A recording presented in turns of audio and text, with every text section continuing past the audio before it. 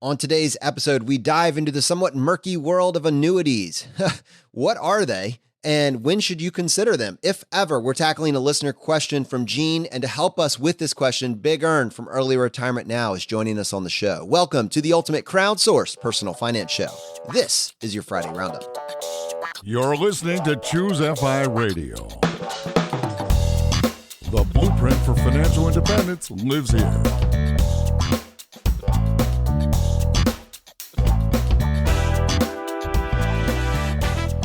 If you're looking to unlock the secrets to financial independence and early retirement, you're in the right place. Stay tuned and join a community of like-minded people who are getting off the hamster wheel and taking control of their lives in the pursuit of financial independence. ChooseFI, your home for financial independence online.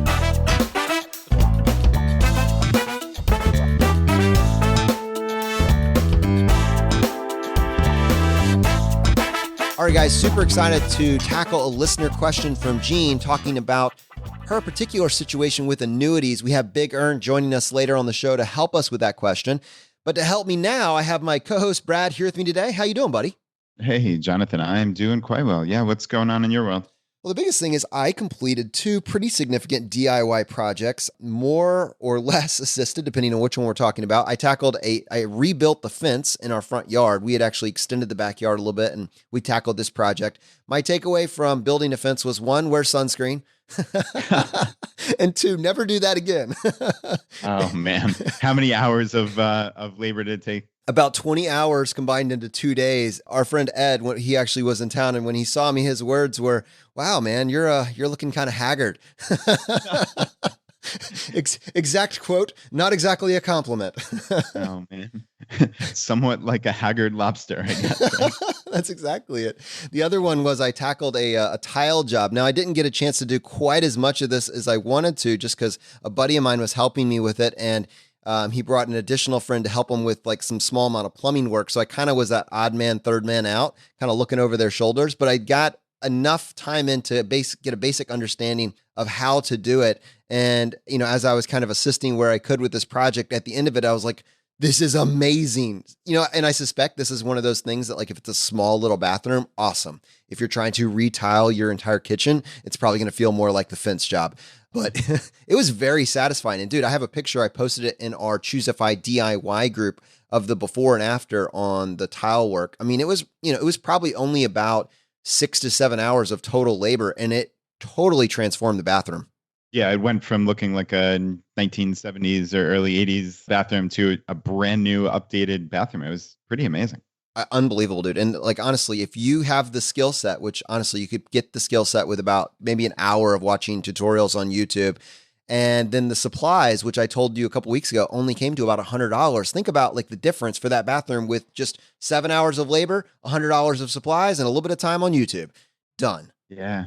So Jonathan, just going back to the fence for a sec. So you basically, this one you did yourself. You spent about 20 hours, and I know I saw the pictures. It looks gorgeous. How much did you save just on the fence alone? So there's kind of two parts to this. You have your supplies. So for that fence, and it was a pretty large stretch of area, my outlay was about $548. Just about, I'm just trying to be approximate here. $548.35. Not that I'm counting. No. But then the other half of that is the labor. So I paid my friend for his time that he spent working with me on that project. But I estimate by me being that other hand, by me putting the other half end over what I would have paid if I just went out and got a team to do it, I'm sure that I saved well over $1,200. Wow. That's not nothing. It looks brand new, like a professional did it. So, and you learned real world skills, which is important. I mean, I don't suspect you're going to do this ever again, but if you had to, you definitely could, right? Yeah, it's an Einstein quote. Well, I know 1,000 things that won't work, or at least one thing that I won't try again. Yeah, that's very cool, Jonathan. And yeah, just kind of talking about saving money. I actually have this little second generation FI story with my kids and my wife. I mean, I think a lot of people often ask us, how do we try to educate our kids about finance? And are we overtly sitting them down and teaching them lessons, or just basically how does it work? And I mean, I think this is really going on, at least in our household, just kind of in the background. As lessons come up, we show them through our own actions, but then often we'll sit down and really talk them through it. So this was a perfect example, I think. Laura was helping out at the school with the teacher appreciation week. Okay. So she had to get, I think, like 24 sheets of yellow cardstock. If she just wanted to take the mindless way out here, she would have walked into the store and said, "Hey, I'd like 24 pieces of yellow cardstock. That's 59 cents each." And it would have cost about $14. She actually took the girls and talked them through what her alternate method was to save money and to actually walk out of there with more cardstock for the future. So what she did was she noticed that they had 50 packs of various colors, 10 sheets of each color. So there were 5 different colors, and it was only $3 for this 50 pack. You see where this is going, right? She wound up buying 3 of these 50 packs for $9. She got her 24 yellow that she needed, obviously, plus 6 left over. And actually, there were 126 sheets left over, right? Because she bought 3 50 packs for $9, only needed 24 of them. She has 126 sheets left over, and she saved $5. It's just one of these little things, but the little things really are the big things in life. And my kids saw their mom think through a problem of, okay, this is the easy way. Maybe there's a better method. After it was all done and we got home, Laura really sat them down and talked them through what exactly she did, how much money she saved, and that now they have 126 sheets to play with. I mean, that's just a cool little story. And I think I would challenge the audience, find those little lessons in life that you can pass on to your kids. These little things, they go a long way. That's awesome, man. I mean, it sounds to me like one of the lessons that your kids are learning is kind of price per unit, right? And that's something that you could gloss over, but there's other ways that you could accomplish that. You could start having them think that way. I think that many people, like going back to kind of the grocery store example that we've used several times, many people are just oblivious to even the concept of price per unit and then how to compare apples to apples. And that actually in and of itself is a very useful skill set for your kids. So one way to cultivate that could be to like just take them to an aisle of like their favorite types of food and then have them just compare which one of these is actually the better deal and get away from looking at necessarily total cost, but price per unit. I wonder if there's like multiple ways that you could actually accomplish kind of that baseline understanding of looking at dissimilar objects and then finding the common ground. Yeah, that's interesting. I mean, I guess you could maybe make a game of it. Go to a couple different stores and price match. What does this cost at Wegmans versus Walmart versus Publix? To see, hey, this is the same item and it costs dramatically different prices across these 3 different stores. So yeah, I mean, I think there's lots of lessons if you're looking for them. Sometimes the lessons come to you. We actually had another one where the girls actually, I think it was Anna, asked us, why do they ask when you check out debit versus credit? She'd never heard us mention a debit card before. Obviously, we've talked about credit cards, right? I mean, we're constantly telling them how we earn these travel rewards points, and they get that conceptually, but I guess they don't really know. I mean, they're little kids. They have no sense of what a debit card is versus a credit card. So it morphed into this really long conversation of technically like what occurs. Because we pay on time and in full every month with our credit cards, we're basically getting like an interest-free loan as opposed to a debit card. The money comes out of the bank instantly. And when we mentioned interest on a credit card, Molly, my little one, said, "What is interest?" So then it goes into a learning lesson about how to earn interest on the good side and what happens when you have to pay interest. So, I mean, Jonathan, this one query of why do they ask debit versus credit was like this 15 plus minute engaging conversation with the 4 of us. And I think our kids left smarter for it. I mean, they learned something. It wasn't boring. It wasn't us lecturing to them about, oh, don't get into credit card debt. I mean, it was none of this. It was genuine curiosity that just kept going and going. It was a really fun experience. That's awesome, man. Yeah, it's great when you can start putting together enough of these ideas to really start almost building a roadmap for your child's FI educations. Why didn't I learn this sooner? Why didn't I find out about this sooner? Well, we can rectify that for the next generation for sure. Yeah, you're right. I mean, we certainly can rectify it. And I think that's a lot of what we talk about here at ChooseFI, right? Is bringing these lessons to your family. How do you make this set in? You make it part of your life, but you don't make it overbearing. I think that's my high level, how to pass this on in a second generation FI manner is just look for these learning opportunities and really embrace them and talk about it. And don't just say, oh, debit versus credit, you don't need to know that. How many parents would just not even listen?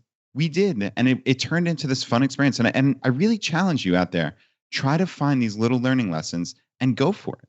And Brad, you kind of mentioned this in passing, kind of the difference between debit and credit. It reminded me like one of our most downloaded episodes of all time is our travel rewards episode 9 of our podcast, where we kind of walk through a very simple strategy to travel the world for less using travel rewards and credit card sign-up bonuses. I went back and listened to that episode very recently, and it has aged very well.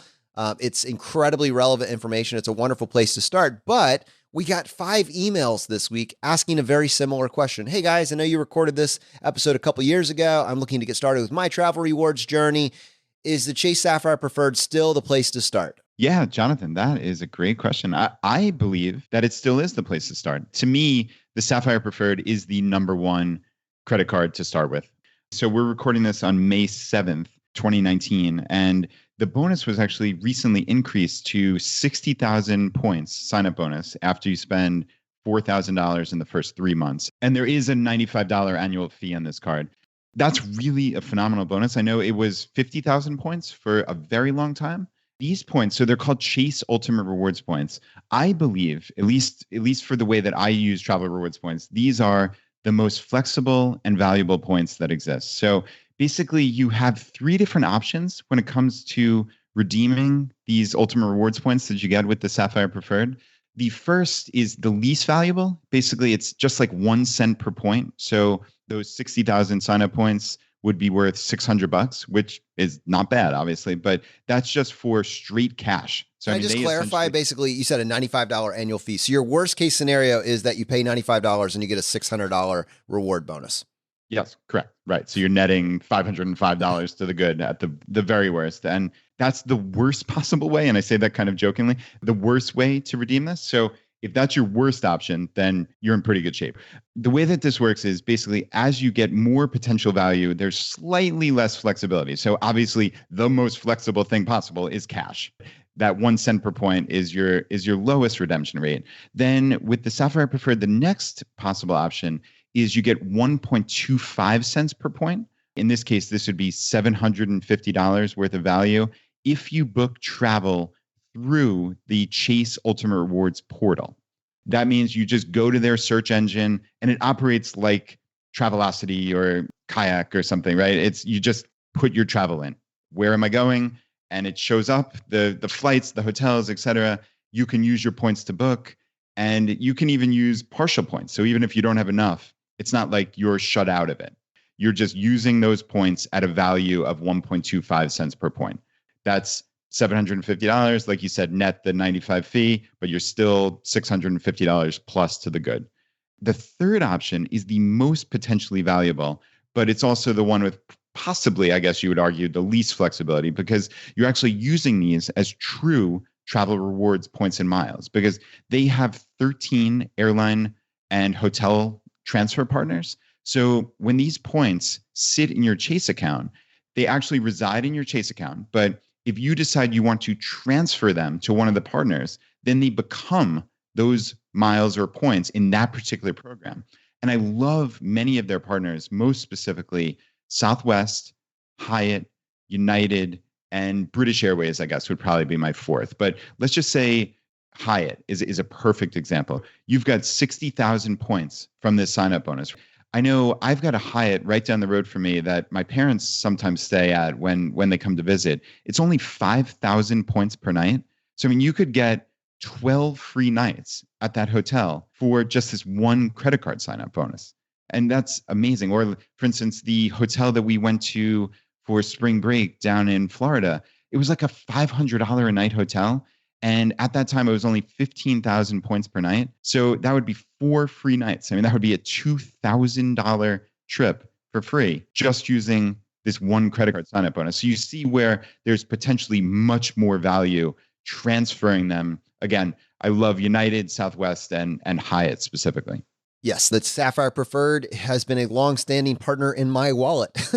It's a fantastic card. And to our audience listening to this, we have partnered with Card Ratings for our coverage of credit cards. They are an affiliate of this program. If you want to get started with your travel rewards journey and simultaneously you want to support the show, easiest way you can do that is just go to ChooseFI.com/CSP. C as in Chase, S as in Sapphire, P as in Preferred. ChooseFI.com/CSP to start your travel rewards journey today.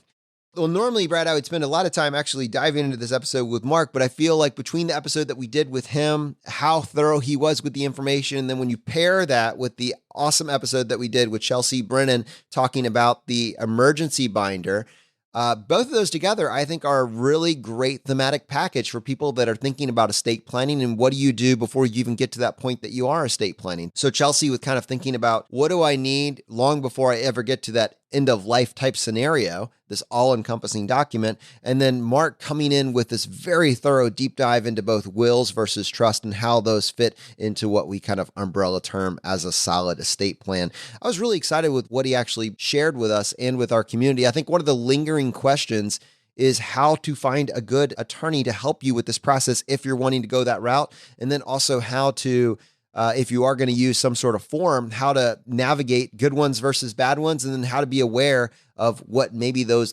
documents aren't answering. Yeah, and I think just like anything in life, a lot of it is going to come down to recommendations from friends, colleagues, family. That's where I would start in my local area. I'd start in the ChooseFI local group for Richmond and ask about attorneys. So I think that's a good starting point. And yeah, I agree with you. These two episodes back to back, it was just really helpful. I know for me personally, and I have to assume for the audience as well. And there's just a ton of information and it's really, really important. And even though you and I each personally just went through an estate planning session, I know I learned new things from Mark that I need to get these documents in place. The pre-need guardian, that was something that just did not cross my mind or cross my plate. And he's saying basically, if you're incapacitated, but you have not passed away, this legally gives someone the ability to make decisions for your kids. And I mean, that's crucially important. Even something like this temporary guardianship. If the person you appointed lives far away, someone needs to guard these children for even just X number of hours for my family to drive here from New York. Something like that you don't think about, but it's really important. So anyway, I would highly, highly suggest that if this is something that's important to you, if you have family, if you have people who rely on you, go back and listen to those two episodes and just make moves, take action, right? That's what we always say here at ChooseFI. You need to take action. And this is really crucially important. So are you going to be updating your brandly new updated will? Is that on your to-do list, Brad? Yeah, it is. I mean, I don't think I need to. I think it's just an additional document. So yeah, I'm going to certainly get in touch with my estate lawyer and ask. I mean, who knows? Maybe it's buried in there in some of the documents, but the way that Mark described it, it is a distinct document. So I don't suspect it's going to be that difficult, but it's important, right? I agree, man. It's going on my list as well. All right, so big announcements regarding the Playing with Fire documentary. I think our audience has been waiting for this, well, frankly, for close to 2 years. And we teased a couple weeks ago that it is coming to a theater near you in mid-June. And we have some updates on that. Great news. Now, first, Brad, let me go ahead and send this over to you. But my understanding is there are 7 cities that already have a screening locked down for the very beginning of June. Can you give us a little bit more details on what cities those are? All right, Jonathan. So yeah, there are 7 cities where Scott and his team are organizing larger screenings, let's say. So they are taking the reins on this one. And it's San Diego, San Francisco, Seattle, Detroit, Washington, D.C., New York City, and Atlanta. And I know we're hoping to be at a couple of those. I know for sure we will be at the San Diego event on June 1st and hopefully at a couple of the others as well. Yeah, and Jonathan, the event in San Diego is locked down for June 1st. And we will have, if you're in that area, we'll have the link to buy tickets in our show notes. I know Scott is setting up a page, I believe at playingwithfire.co/events. But yeah, we'll definitely have the specific links for each of those 7 cities in our show notes as they become available. And to access the show notes, the easiest way to do that is just go to ChooseFI.com/126R, ChooseFI.com/126R. Now, screenings to all other cities across the country become available starting, I believe, right around June 15th. if you want to be a part of that, this is something that would be a wonderful event for a local group. If you're not already in a local group, you can just go to ChooseFI.com/local. The admins for the local groups will have the link and will be setting up screenings in your particular city. Just make sure you're a part of the local group. Look for the thread on Friday. If you don't see one, just ask, hey, has anybody set it up yet? But I mean, with hundreds of local groups in every major city around the country, this is something that can easily happen in your area. There needs to be a minimum of 70 tickets sold in order to lock down and make the screening official. It could be a wonderful event. If you want to bring a friend and introduce a friend to the concept of financial independence, I think it's going to be a fantastic time. I know many of the local groups are planning on doing some sort of meetup or meeting for drinks or food after or before the movie. So it could be a really awesome event, really awesome day, and definitely would love for you to be a part of it. So anyways, all that being said, make sure that you're a part of a local group. Just go to ChooseFI.com/local, find a group in your area. And if you don't already see the thread on Friday for someone sharing the link to where you can get a ticket for the official screening for your area, just ask them, hey, what's up? We'll be making sure we share all the information with the admins for each local group so that will be possible. All right, Brad, well, let's go ahead and transition. What I want to do next is bring on a listener question that we got from Gene asking a very targeted question about annuities. And I realize that to this point, we really have not gone in depth talking about annuities, and mostly that is due to my woeful lack of knowledge, and yours is only marginally better. So we're leaning on our in-house experts, and Big Earn is going to help us today. He's done a fairly significant amount of research into the various products that are out there categorized under this umbrella banner of annuities. There are many different types, and I thought we could do the whole gamut. We could do a definition of terms. We could kind of parse the differences between the different variations, and specifically, we could use all that information to help Jean with her question. So, Karsten, are you ready for this? Sure. All set. Hello, ChooseFI, Jonathan and Brad. My name is Jean, and I've just recently found ChooseFI, and I'm really grateful I found you guys. I've actually been looking for you all my life. I just finished listening to J.L. Collins's series on stocks and investments, and particularly podcast number 36. And listened very closely to his comments on annuities. Well, I am just sick to my stomach because I had a financial advisor sell me an annuity last year for $150,000, which was actually more than half of my assets. I'm 61 years old, and I have been seeking answers to the best way to invest to secure a retirement. And I can't tell you how many people I asked and how many other advisors I asked about whether or not an annuity was a good option for me. And what I kept being told by the advisor who sold it to me was that it would provide a long-term pension for me. I anticipate living to be in my 90s, just because I'm basically healthy and my parents and grandparents have lived long lives. So I thought this was a good option for me. So my question for you all, so that I can sleep better at night, what can I ask my advisor, who, by the way, is no longer managing my equities, because I realized that, he was getting everything he was getting out of me from the annuity. I wasn't going to let him continue to siphon off money from my equities account. But my question to you all is, how can I reconcile this choice that I made of purchasing an annuity? I guess my biggest fear is that when I'm 85, this company will go bankrupt. Anyway, any thoughts on this are appreciated. Thank you for all the work you're doing, and I look forward to more podcasts from you all. So, Gene, thank you so much for the question. I think you're providing us a wonderful opportunity to go into some depth and talking, definition of terms. What is an annuity? And then probably more relevant to your situation, twofold, when is a good time to use it? Is there ever a good time to have an annuity? And then also, if you decide that you're in one or you ended up in one by accident, are there any advantages in unwinding it in any particular fashion? Or is it just kind of, all right, we're in it. It'll just, we'll just have to ride it out at this point. All amazing questions, and ones that I am woefully unprepared by myself to answer, and Brad is only moderately better at. So, Big Earn, welcome to the show, man. We're throwing you on the hot seat, and we cannot wait for your input. I guess to start, a little definition of terms here. When people start talking about annuities, what is this magical vehicle that they are describing? Yeah, so an annuity basically means there are many different types of annuities, but there are two different types that would probably be applicable here. So one is an immediate annuity. You hand over a certain chunk of money to an insurance company, and then that company is going to pay you a monthly quote unquote salary until you pass away. And then you can structure it many different ways. So it could be on your own single life annuity. It could also be a joint annuity. So you could do this as a couple, and you could designate the couple to be the beneficiaries, and then the annuity pays until the last survivor dies.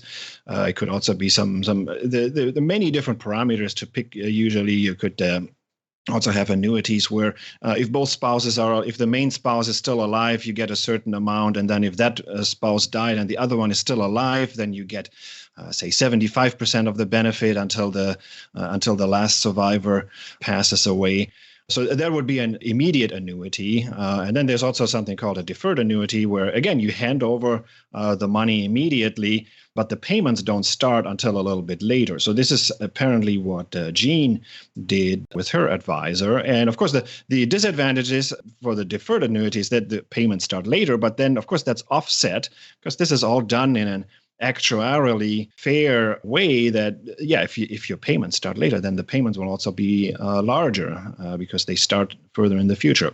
So this deferred annuity is apparently what she got, and it sounds like it's an annuity that has a fixed monthly payment, because there are also some other ways of doing annuities. That's usually marketed to younger investors who have already maxed out all of their tax advantage accounts, and they're called variable annuities and indexed annuities. But that's apparently not what she did. So because the advisor said, well, you don't have a pension and you're going to set up something. So that's why it sounds like this is this fixed level payment until she dies to essentially model your own personal pension. That's the way this annuity was structured.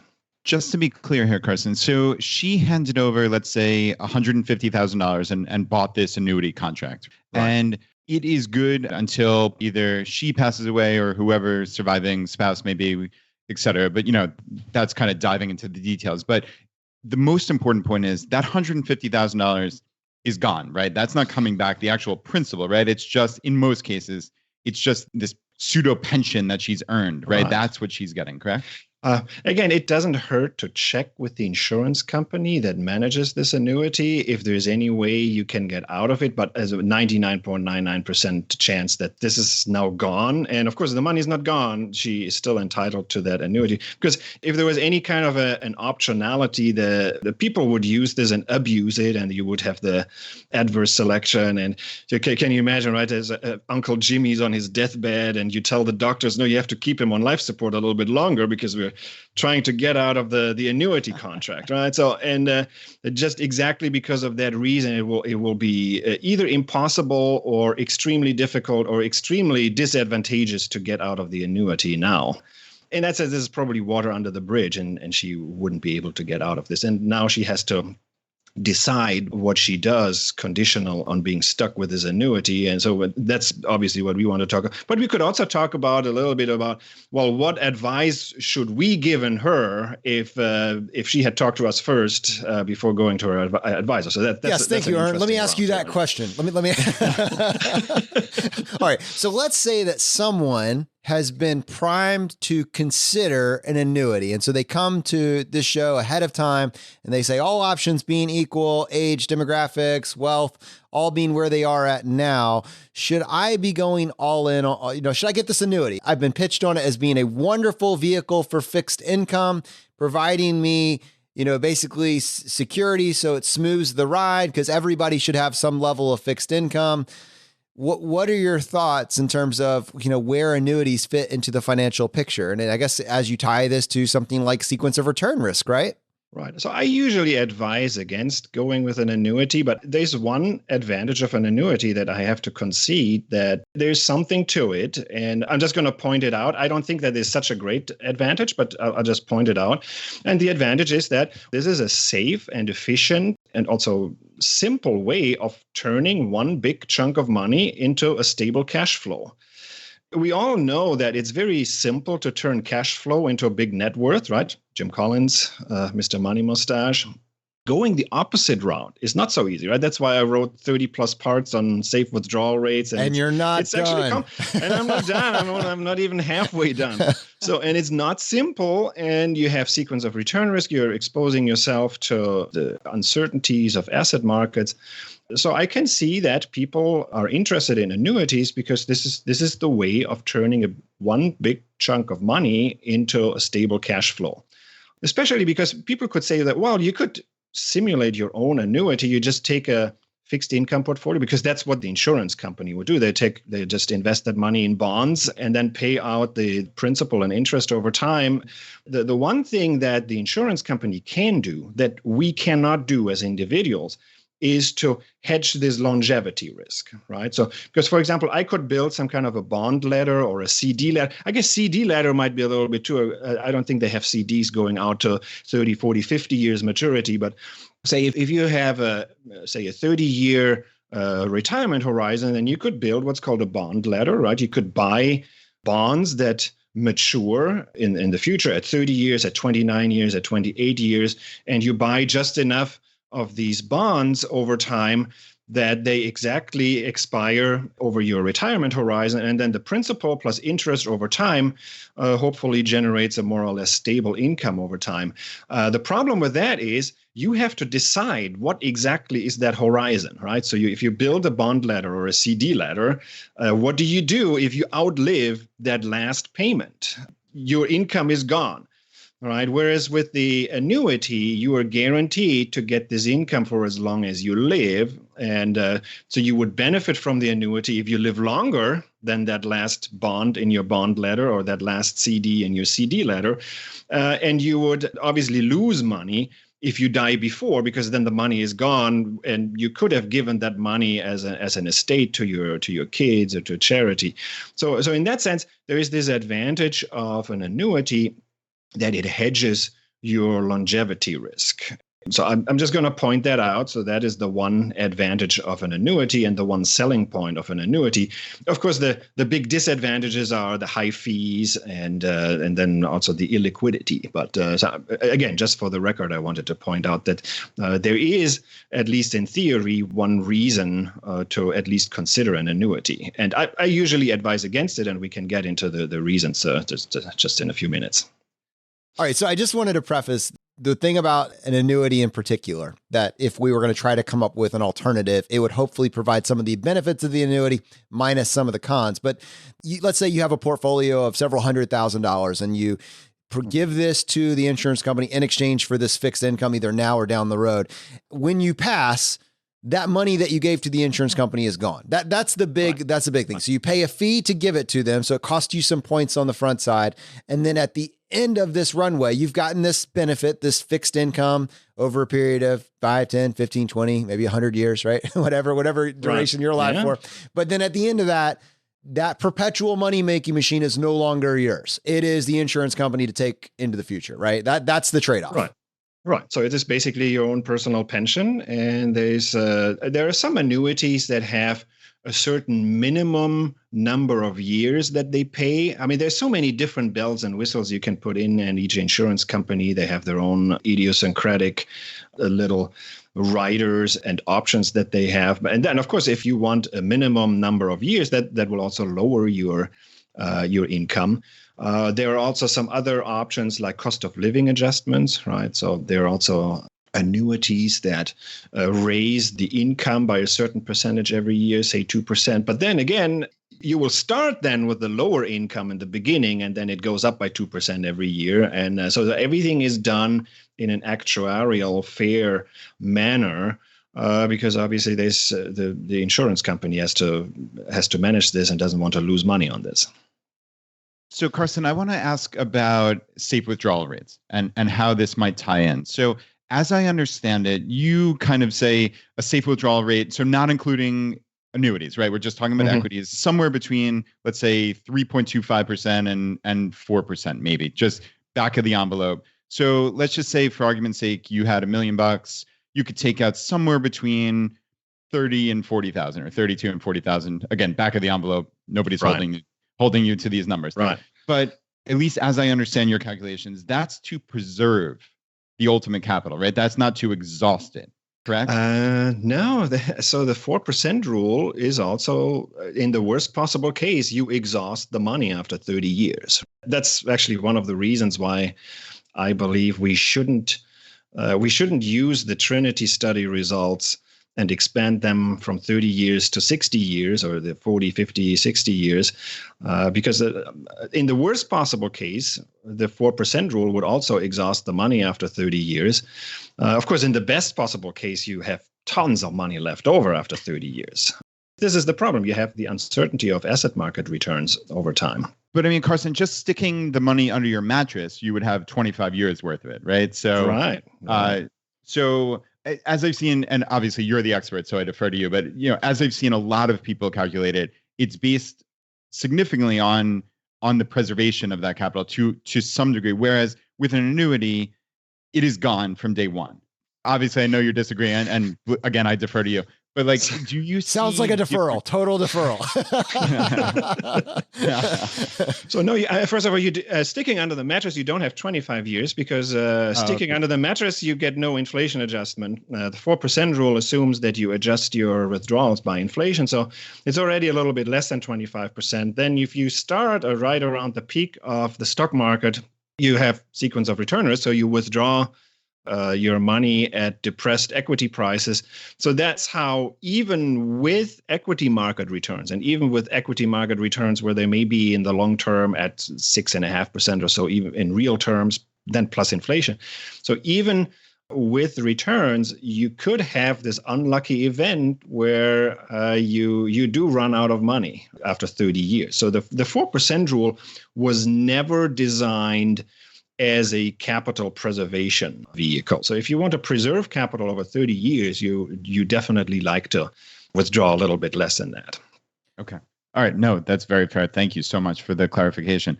With an annuity, do you have any sense of what percent, in essence, it's paying out? Yes. We don't know what Gene's annuity is going to pay, and of course it depends on your age, right? So if you are in your early 60s and you want to get an immediate annuity, right? You hand over your money and the payments start in month one. I would look for an annuity income of about 6% annualized. So you hand over $100,000, you stand to receive roughly, give or take a few dollars, of $6,000 a year or $500 a month, and that will last until you die. And this sounds like a lot of money, but remember, this is not inflation adjusted, right? So if you knock off 2% of inflation, this works out to be roughly a 4% withdrawal rate. So this is how annuities, I mean, I could see why people are interested in it. And by the way, this is also never going to be a 0-1 or all or nothing thing, right? I mean, you could always do exactly what Gene did, right? You take part of your net worth, put that in the annuity, keep the other part, and invest that in the stock market, and then have basically your Social Security benefit and your annuity as a consumption floor. You get that every month, no matter what. And then the rest is basically your play money. And then you have a little bit extra flexibility with that. Then I would probably argue at that age, you probably can do 4% or maybe even a little bit more than 4% with the rest of the money. Because if it doesn't work out, you can always cut it a little bit. And well, if you cut your withdrawals from the stock portfolio 15 years into retirement, you're 83 years old at that time, it probably wouldn't hurt you so much. I could see where she's coming from. Again, there are a few points I wanted to get in. I would not have structured this annuity to start at age 73. I would have, first of all, waited, not sign any contract with this annuity and wait until you're 68 and then see how your portfolio looks like. And then if you're still interested in an annuity, I would have bought an immediate annuity at that age. Then potentially I would have deferred Social Security until age 70, because Social Security, nice thing is Social Security is an annuity of sorts too, right? And it's actually a better annuity in the sense that that is CPI adjusted. It's playing around with the start dates. It's also done in an actuarially fair manner, but that's priced, quote unquote, according to the average American. But if Jean, well, first of all, Jean is a woman, so she already has a higher life expectancy. So it would be worthwhile for her to defer Social Security as long as possible. And then if she thinks that she has longevity running in her family, again, there's another reason to delay Social Security as long as possible. So I would have recommended Jean to do the exact opposite. No annuity contract right now. Wait until you're 68, see how your portfolio looks like. Then if you're still interested in an annuity, sign the contract then, and then do the Social Security as late as possible. If you're older when you sign your annuity, is there also a chance that you're going to get a higher guaranteed return just because they know they're not going to be paying it out, or they suspect they won't be paying it out as long? Is there an aspect of how old or young you are when you start collecting that income will also dictate the percentage return you get? Yeah. So, I mean, obviously she gets some quote unquote return from waiting between now and 12 years in the future. And that return is comprised of two parts, right? One is the insurance company already has her money. So the insurance company will invest that $150,000, obviously, in a bond portfolio. Then there's also an additional return. It's not really a return, but I mean, there's obviously the possibility that she dies between now and age 73, and then all the money is gone. That death probability is basically rolled into this implicit return, and that would add to because it will add to the benefit that she would get at age 73. So I did some back of the envelope calculations, and I also went on the web and just Googling. Did some less back of the envelope calculations. Exactly. And that's why we love you. What I found is that she would have roughly doubled her premium if she waits for the 12 years. So she would get somewhere around $1,550 to $1,600 in insurance in annuity income by committing that $150,000 today. And that sounds like actually pretty decent return, right? Over 12 years, you double your income.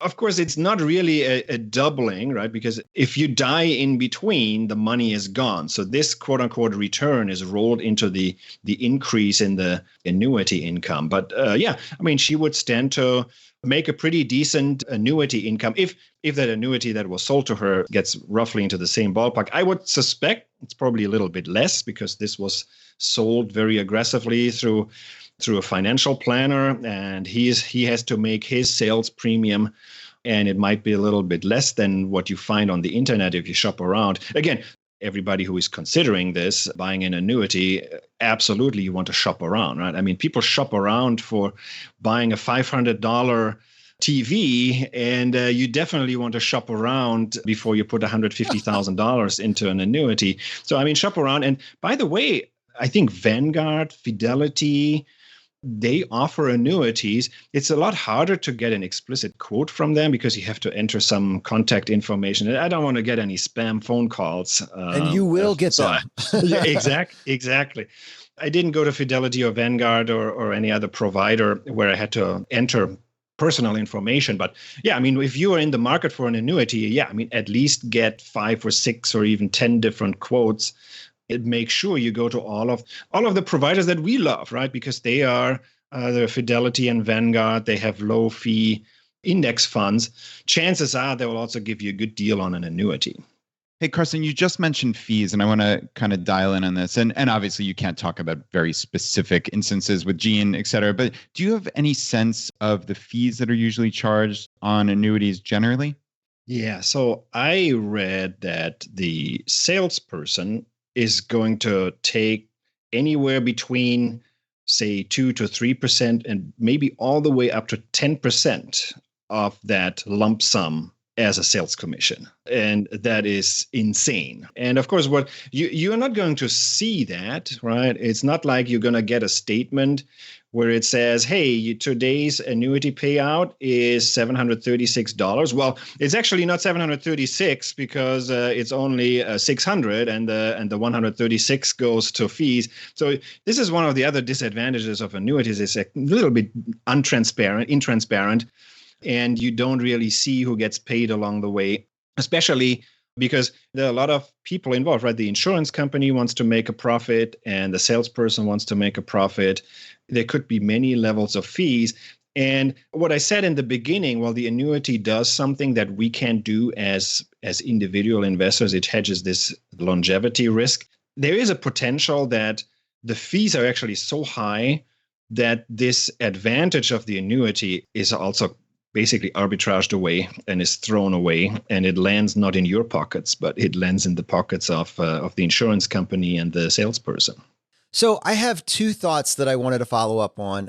One is, in the case of someone listening to this that already has the annuity, so like Jeannie, she already has the annuity. I'm kind of thinking like the mindset for this, it would be valuable. So for instance, we've heard a lot of people put emphasis on getting the fixed income, dividend investors. That was a big focus, not necessarily keeping up with the market, fixed income. We've talked about maybe bond strategies, which we could circle back to, but the annuities, that's the same pitch. You're going to get fixed income. And tying this to the JL Collins episode that she referenced, fixed income smooths the ride, right? The stability smooths the ride. The volatility of equities is balanced by your ability to weather the storm.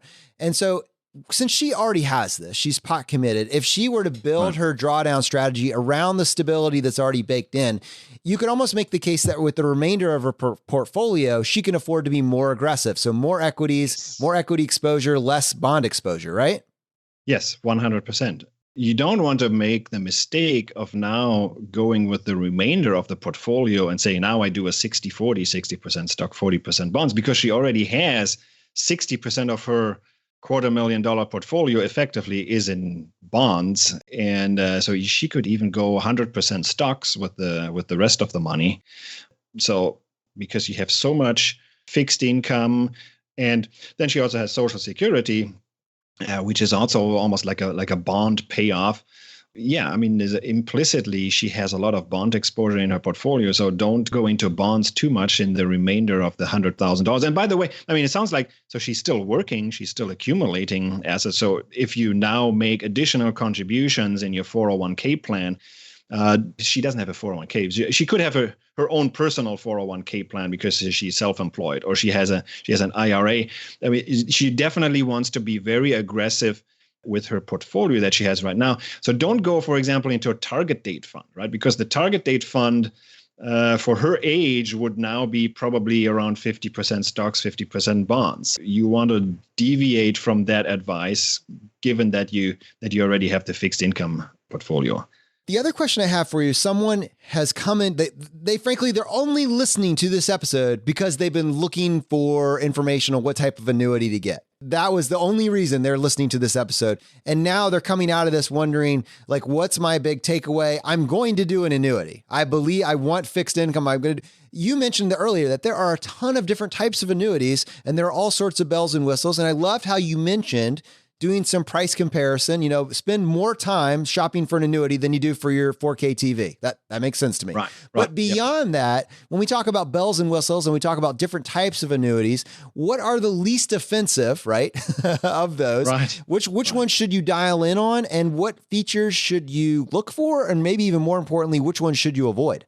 Yeah, so the easiest to compare is obviously the immediate annuity, right? You tell 5 or 6 or 10 different salespeople, I want to give you $100,000. How much am I going to get as an immediate payout? So no other bells and whistles. At least that's something that you can compare across different companies. That's almost like a commodity, right? This is comparable. There are obviously a few other parameters to consider, right?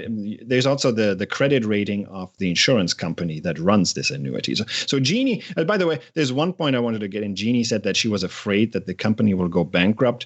Well, the financial planner might go out of business, but he was just the salesperson at the insurance company. I would think that the bankruptcy risk of the annuity itself is relatively low because this is through an insurance company and they're very heavily regulated. And they probably have a lot of excess reserves. So that would be my least concern. But the least offensive type of annuity would be, again, that immediate annuity.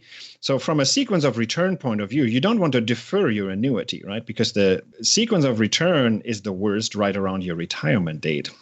So deferring your annuity does the opposite, right? You have to withdraw more initially, and then later on the annuity kicks in. So it doesn't make any sense to have a deferred annuity. So the only thing that I would even put on the maybe pile would be this immediate annuity. And even that I would consider, if you are so afraid of sequence of return risk, why do you want to tie your annuity to your entire rest of your lifetime and have this illiquid and high cost product? I would just build my own CD ladder for the first 5, 7, or 10 years if I'm really worried about sequence of return risk. So that would put a floor on my expenses, would give me some certainty about my withdrawals over the first, say, 5 or 7 years. If I have a certain amount of CDs paying off in the over that first stretch of time in retirement, especially early retirement, if that makes you sleep better, you should probably go with that instead of tying up an entire 6-figure sum over your entire rest of your lifetime over many decades. So that's the only annuity I would consider. And even that, I would usually advise against it. Of course, Social Security is definitely the one annuity I like. And then even if you're not interested in annuities, you might be forced to still think about an annuity. For example, some of us still have some pension plans at your workplace, and there you will have the option, do you take the cash value or do you take the annuity / pension plan over time? And so whether you like it or not, you will have to make an annuity style comparison calculation. And so when I turn 55, I'll have a small cash value from my former employer. That was phased out right after I started working there, but there's still a small cash value. And I will have the option do I want to take this as a cash value or do I want to take it as an annuity? And I once did the calculations and I thought the annuity payment wasn't so bad. And I might actually take that annuity, even though otherwise I would never consider an annuity because of the fees and everything. But if you have it through the workplace, there's a chance that because there are no fees and no salespeople involved, that it's actually a pretty decent deal for you to consider the annuity in that situation. Yeah, and Carson, that was kind of ties into my final question, which is a lot of people in the FI community are DIYers, right? We want to do it ourselves. And at its essence, this is just math, right? The insurance company is investing it, like you said, in bonds. They're getting some return. Obviously, they're making an income. There's actuarial assumptions. There's also this sales load at the front. So how would you build an annuity? So if this was something you wanted to do, right? You were Gene and you bought into this, you want fixed income, but you have your $150,000 and you want to build it yourself. Is it the CD ladder, as you just mentioned a couple of minutes ago? Like, how would someone do this without all the fees? Right. So yeah, I would probably do a CD ladder. And the CD ladder should probably have the length of, say, a business cycle or the average bull market plus bear market. So you smooth out one entire stock market cycle. And then after that, I mean, I would be totally happy with investing all the rest in either 100% equities or close to 100% equities. I would probably go 80-20, somewhere around that. And I mean, you do the math, just for 5 to 7, maybe 8 years, maybe maximum 10 years. You have to designate a certain amount of principal to get, say, to your 3.5 or 4% safe withdrawals. I mean, do the back of the envelope calculation is probably somewhere around 35 to 40%. By the way, if you do 35 to 40% in a CD ladder and then the rest in equities, boom, you're right back to a 60-40 portfolio roughly. And the only thing that you do differently is that this is essentially a glide path where you start with 60-40 and then you glide to a 100% equity portfolio because you merely withdraw the fixed income portion over the first few years, which is a little bit equivalent to something that I wrote in my series, part 19 and 20, which is about glide paths. And so the glide paths are capable of at least smoothing out a little bit of that sequence of return risk because you will effectively withdraw from the fixed income portion in case you have a bear market, or you could do it explicitly. You build this CD ladder and then explicitly withdraw only from your fixed income portfolio. And then you just cross your fingers that over the next 10 years, yeah, stocks will do well enough that at that time you have enough money left to run from there. I don't want to miss this. I personally have a tendency to almost take it for granted, but CD ladder, like mechanically, you have Right, 100. What right. does that actually look like? So you have Yeah. $150,000 and you go to your local bank or online or you shop it. Are you putting, if let's say a business cycle is 10 years, you could be using a different number. Let's say you're looking at the first 10 years. Are you dividing your 150,000 that you're starting with by 10 and doing 15,000 each year in a CD? Like, what would be an optimized way to do that? And then again, kind of tied to that same question, as you get to the next rung of the ladder, are you pulling out just the interest on that? Are you pulling out all of it and using it? Are you burning through it? Just kind of mechanically walk us through how a CD ladder functions. Right. So, I mean, you can do this in a spreadsheet. I think I have some spreadsheets somewhere deep on my hard drive. So it's basically, it may just be as simple as that. If you want to do it in a very imprecise way, you could just do that. You just divide it by 10, and then you buy $15,000 worth of a 10-year CD and $15,000 worth of a 9-year CD, all the way down to 1 year, and then you roll with that. You could do it even a little bit more precise than that. Now that is what we're looking for. You could say, imagine you want $15,000 after 10 years. Well, you probably buy a little bit less than $15,000 because the $15,000 plus the last year of interest that pays off in that year. So you buy probably something like $14,500 of a CD that expires in 10 years because plus the interest that gives you the $15,000. Now the 9-year CD, that obviously after 9 years you also get a little bit of interest from that 10-year CD. Right, so make that $500 income in year 9. So you need to have only $14,500 of additional income from that 9-year CD. And then you don't even have to buy the entire $14,500. Maybe you buy only a $14,100 CD because that CD pays interest after 9 years. And you also get the interest from the 10-year CD. So you basically do this, what in math or economics, you would call that by backward induction. So you go from the last year and you see how much you have to buy to satisfy that last cash flow. And then you look at all of the cash flows from the interest that are already guaranteed along the way. And then you check after 9 years, how much do you have to buy? And then you keep going on and on and on, and you get down to maybe 3 years. And for the 3-year CD, you get the interest payment of all the other CDs that expire afterwards.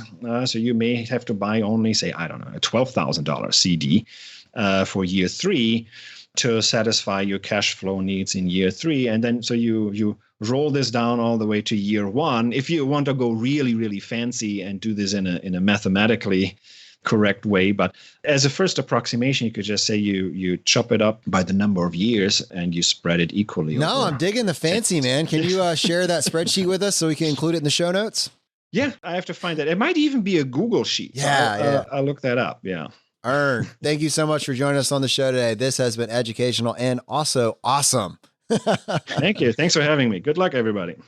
All right, man. Well, that was an action-packed episode. Huge thanks to Big Ern for joining us on the show today to really dive through that. And I think hopefully Gene got as much value from that episode as I did. Before we wrap up today's episode, I thought we could take a couple minutes just to do some shout outs for the community. And Zach, what do you got for us today? All right, Jonathan. So the first one we got is from Larry. His car hits 150,000 miles. And he says it seems fitting that he was listening to ChooseFI when this happened. Brad, what is your car on, man? Yeah, I actually just passed every time I get a new 1,000 miles, I'm happy. It was 124,000, which is not bad for an 03 Civic, right? Nice. I figure by the year 2075, you will hit 200,000. Sounds about right. That's the lowest mileage 80-year-old Honda Civic in existence. That's awesome, Larry. Congratulations, man. Look forward to seeing that thing hit 200,000. Well done. And we got one from Bree. She thanks us for the super detailed show notes. Yeah. So Bree said, thanks for the show notes on this one. I got lost in all the terms during the episode, but I found it helpful to have the notes break it all down. Thank you. This is a really important topic that we should understand. Totally agree. And also, I almost wish we could have done this retroactively. We didn't really have a system in place for this in the early days, so we were kind of just relying on Brad's handwritten bullet points.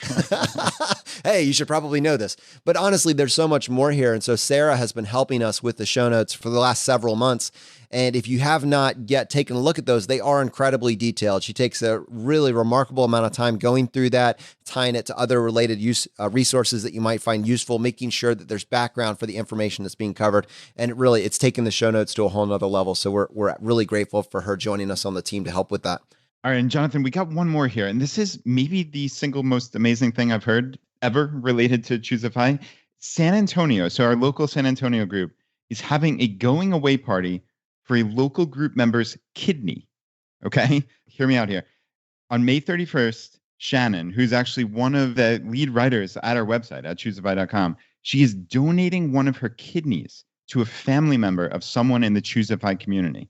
What an amazing demonstration of the power of community and just of human kindness. It blew me away. I mean, this is one of these, you talk about like chills and tears. It's remarkable. So obviously we wanted to mention this on the podcast, and we are having Shannon on the show later this year. We're recording with her, I think, in September. So definitely keep an eye out for that episode later in the year. But that's really, really incredible. I have chills, man. That's amazing. Shannon, wow. We'll be keeping you in our thoughts, and we can't wait to catch up with you and find out more about your path to financial independence this fall. That's really, really remarkable.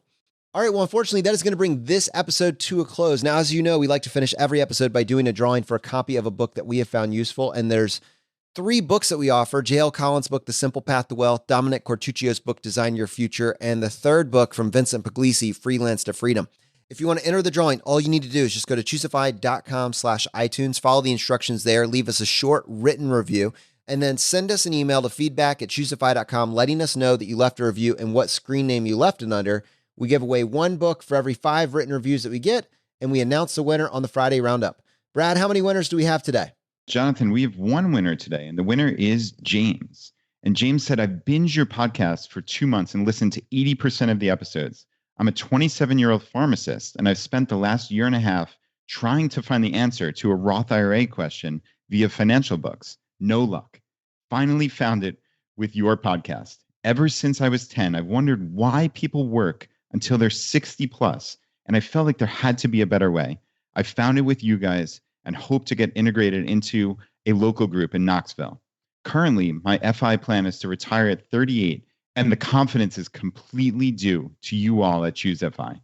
And specifically, man, why would you work in a job you hate till you're 70, 75? You now have permission to die. You know, for those individuals that just love their job, amazing, awesome.